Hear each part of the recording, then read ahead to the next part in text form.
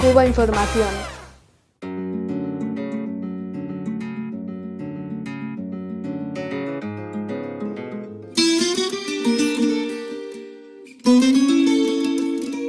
Vivir la solidaridad es una experiencia que es muy gratificante.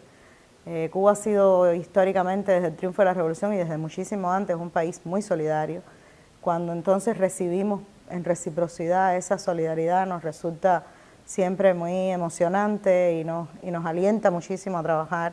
Creo que hay un interés en saber de Cuba, en saber lo que está pasando en Cuba ahora. 2 años de pandemia pueden haber sido muy amenazantes porque hay una muy mala prensa sobre Cuba.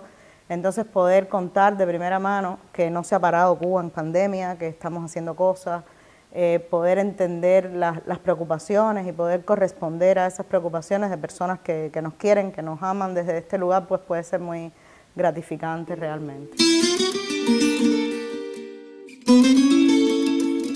A ver, bien, yo siempre me gusta decir que Cuba no es un país en blanco y negro. Cuba es un país que tiene muchos colores, muchos matices, y hay que entender a Cuba conociendo a Cuba. Es muy difícil entender a Cuba desde el estereotipo que las redes pintan, que son redes además que cada vez son más crudas, más manipuladoras, más amenazantes a la realidad que tenemos.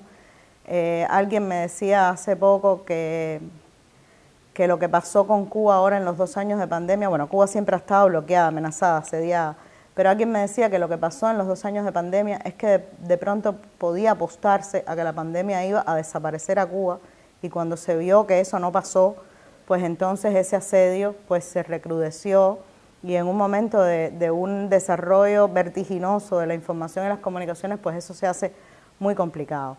En términos de mujer y Cuba, yo creo que Cuba está viviendo hoy un momento emocionante en legislación y en avances vinculados a las reivindicaciones desde la igualdad de género. Cuba vivió al inicio de la revolución legislaciones y medidas muy aceleradas y muy rápidas que consiguieron igualdad legislativa, igualdad en muchos aspectos de la vida, pero obviamente vivimos en un país machista, vivimos en un país con una herencia patriarcal que es muy fuerte y que está ahí, y ahora estamos en un momento, yo diría, de un segundo, de volver sobre esas leyes y acomodarlas al entorno que estamos viviendo, no solo en Cuba, sino en el mundo, y de hacerlas aún más horizontales. Estamos tratando de darle miradas transversales de género a las leyes. Es algo que se está haciendo además a conciencia. Tú decías ahorita, Dixie es asesora de la Federación, y a mí me gusta siempre rectificar y disculpa. Dixie es parte de un equipo enorme de mujeres y hombres que son especialistas multiperfiles, que vienen de diferentes zonas de la academia y que están asesorando a la Federación, como están asesorando a todo el país, porque ese es el principio de gobierno hoy en Cuba, para que ese perfeccionamiento legislativo venga con una base científica. Y yo creo que esa es como la carta de presentación de este gobierno de Díaz-Canel, que hoy está siendo continuidad, pero también está teniendo como que este enfoque novedoso de ir hacia la ciencia, hacia la aplicación de la ciencia, hacia la innovación. Y eso también se está viviendo en el ámbito de los derechos de las mujeres y de la igualdad. Y es bien interesante porque en Cuba hoy se está legislando contra la violencia de género, se está legislando a favor de la diversidad familiar, se está reconociendo como nunca antes la diversidad de mujeres y de personas que viven en Cuba hoy, y por tanto se están reconociendo más derechos para todas esas personas diversas. Y eso hace que el momento sea realmente muy impactante.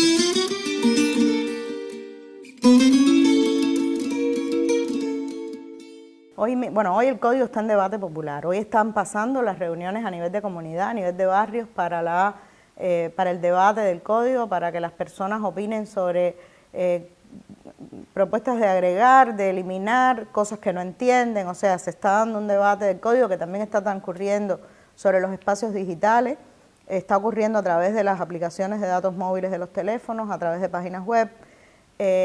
Los retos y desafíos, mira, son múltiples. Yo creo que el mayor reto es que el código se comunique bien, que las personas entiendan bien toda la amplitud y todo el enorme avance que puede significar la aprobación de ese código de las familias, que no está solo enmarcado en los debates que nos están queriendo imponer desde fuera.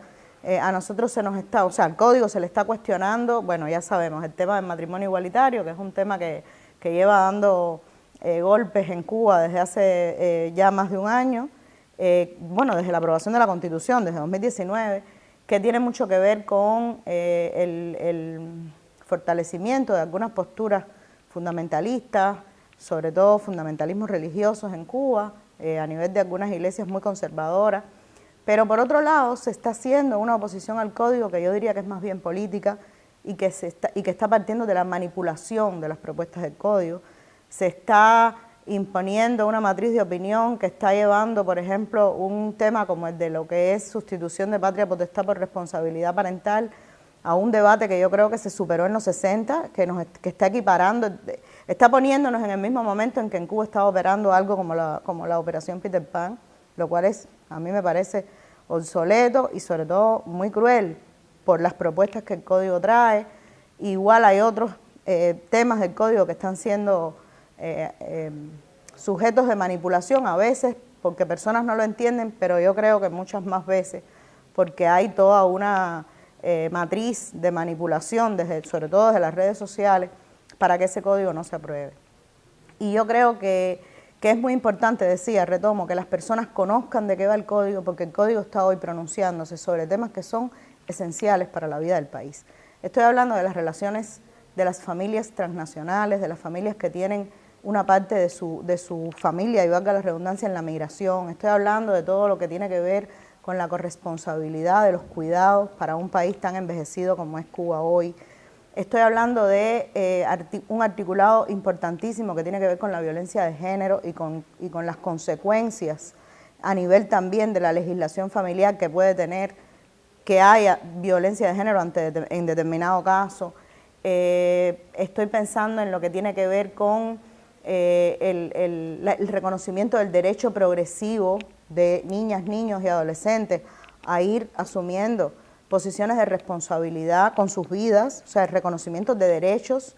Cuba fue uno de los primeros países en firmar y ratificar la Convención de los Derechos del Niño, y este código yo creo que viene como a calzar esa adhesión a convenios internacionales. O sea, hay toda una serie de elementos muy novedosos que el código tiene, que hace falta realmente que sean bien conocidos y bien documentados, porque el código es mucho más que matrimonio igualitario y es mucho más que esa matriz que nos están tratando de imponer desde los medios que no nos quieren.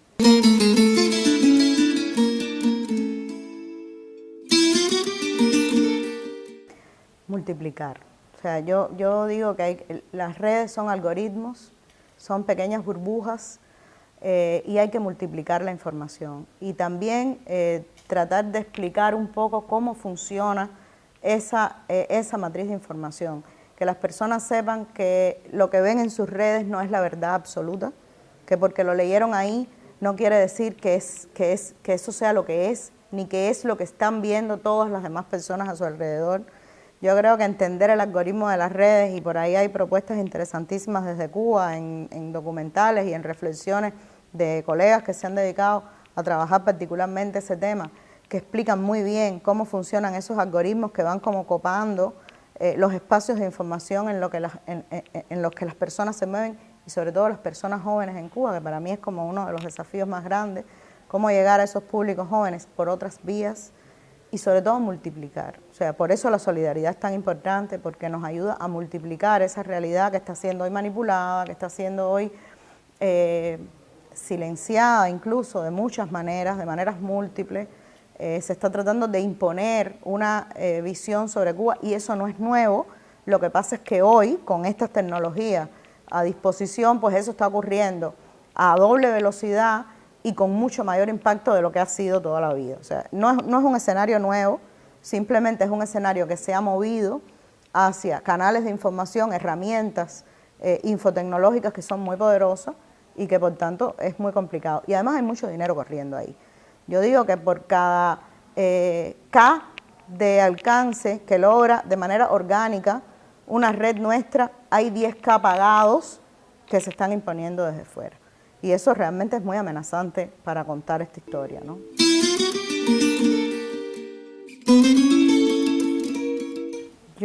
abrazo, bueno, digo, el abrazo es muy caluroso. Creo que un reto es tener jóvenes, poder intercambiar con poblaciones jóvenes. Lo he hecho en el recorrido, lo he podido hacer y sentir que hay una generación que también está siendo parte de esa solidaridad es muy edificante, es muy reconfortante para quien está aquí. Ha habido incidentes desagradables y lo sabemos y sentirse protegido también, a pesar de que uno está dispuesto a hacer lo que haga falta, sentirse protegido también es un aliento enorme. Yo creo que si me dejaran recomendarle algo a los movimientos de solidaridad sería sigan yendo a Cuba, vayan a ver nuestra realidad, que la cuenten ustedes porque la ven y no porque se las contamos nosotros, o no solo porque se las contamos nosotros, que eso también es bien importante porque el testimonio de alguien que lo vive todos los días, yo creo que es mucho más poderoso que la visión que puede tener alguien que está ahí, ¿no? Y que está defendiéndola porque nos toca, ¿no?